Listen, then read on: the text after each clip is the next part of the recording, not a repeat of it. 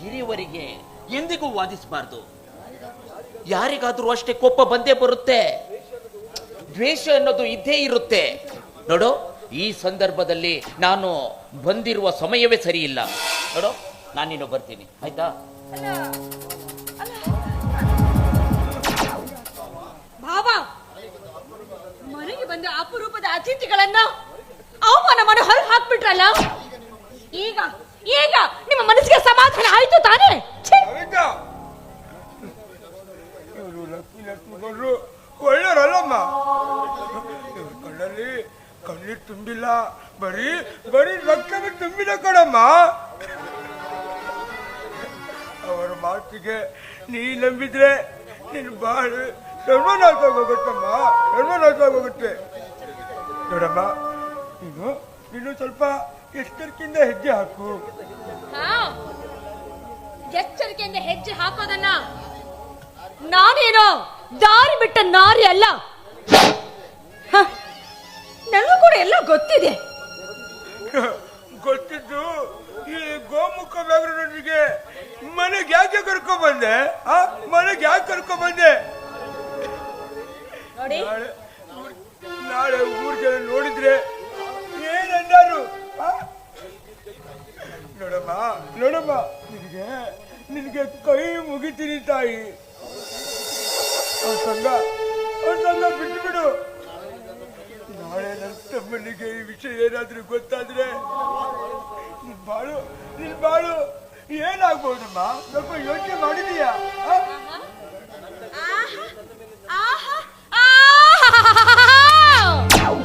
ನನ್ನ ಗಂಡನಿಗೆ ನನ್ನ ಮೇಲೆ ತುಂಬಾ ನಂಬಿಕೆ ಎಲ್ಲ ಇದೆ.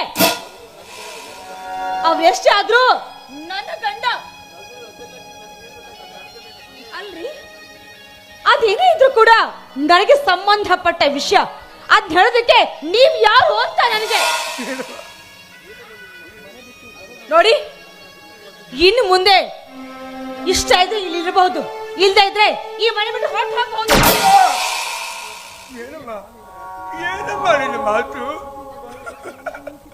ಬುದ್ಧಿವಾದ ಹೇಳಿಕೆ ನನಗೆ ಈ ಶಿಕ್ಷೆನ?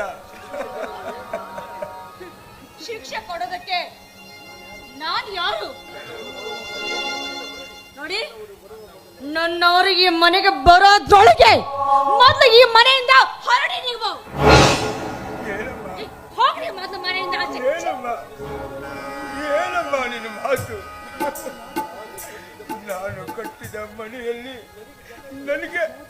ನನಗೆ ಜಾಗ ಇಲ್ವೇ? ಅರ್ಪಿತಾ ಅರ್ಪಿತಾ ಅರ್ಪಿತಾ, ನಾನು ಅವತ್ತೇ ನಿನ್ನ ಜೊತೆ ಬಂದಿದ್ದು ಎಷ್ಟೋ ಚೆನ್ನಾಗಿರ್ತಿತ್ತು.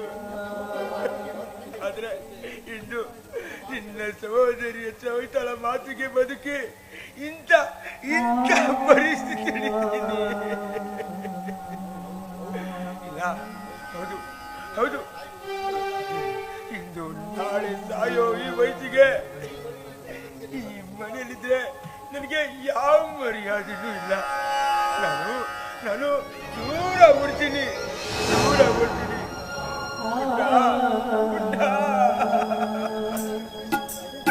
ನನ್ನನ್ನು ಕ್ಷಮಿಸ್ಬಿಡೋ ಪುಟ್ಟ, ನನ್ನನ್ನು ಕ್ಷಮಿಸ್ಬಿಡು.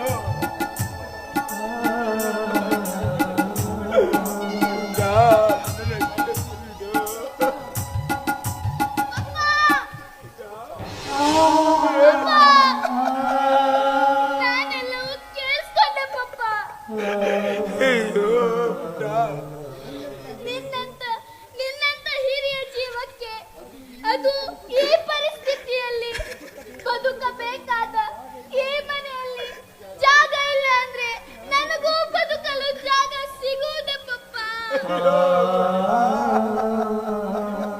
ನನಗೂ ಬದುಕಲು ಜಾಗ ಸಿಗುವುದೇ. ನಡೆ ಪಪ್ಪ, ಪ್ರಪಂಚ ವಿಶಾಲವಾಗಿದೆ. ಎಲ್ಲಾದರೂ ಸೂರು ಕಟ್ಟಿ ಜೀವನ ಮಾಡೋಣ ಪಪ್ಪ. ನಡೆ ಪಪ್ಪ.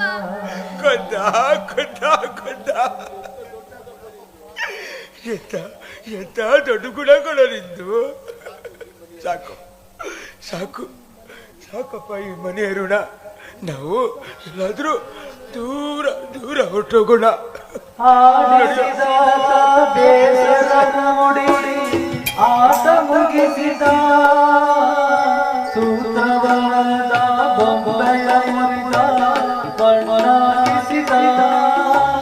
ಕಂಬಳಿದ ಹರೆಯಲು ನನ್ನ ದೇವಳಿದ ನನ್ನ ದೇವಳಿದ ಆಡಿಸಿರೋದು ದುಡಿಸಿರೋದು